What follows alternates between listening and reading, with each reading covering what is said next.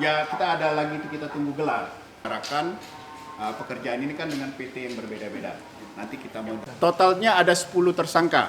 Ya, 10 tersangka.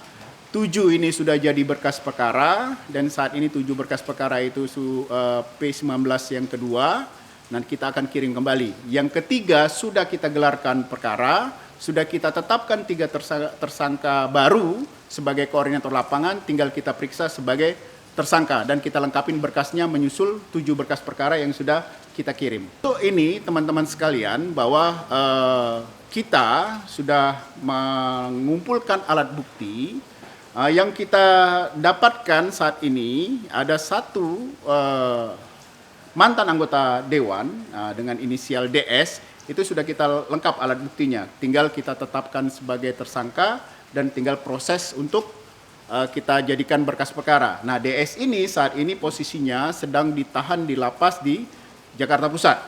Jadi kita penyidik sudah berkoordinasi untuk kita lakukan pemeriksaan sebagai tersangka. Kemudian ada lagi dan saat ini masih mengumpulkan barang bukti, alat bukti. Jadi kita kumpulkan alat bukti ini untuk kita tetapkan mungkin insya Allah kalau lengkap nanti alat buktinya kita akan segera umumkan tersangka mungkin salah satu dari anggota dewan.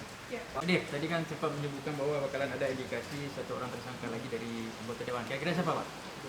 Saya belum bisa menyebutkan teman-teman sekalian karena itu masih pengumpulan alat bukti.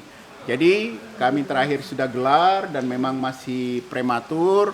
Kami lagi mendorong, kita sudah memecahkan beberapa kebutuhan-kebutuhan untuk nanti pada saatnya kita akan umumkan kepada teman-teman sekalian bahwa ada yang memang dari mantan anggota dewan ataupun nanti dari anggota dewan yang bisa menjadi tersangka.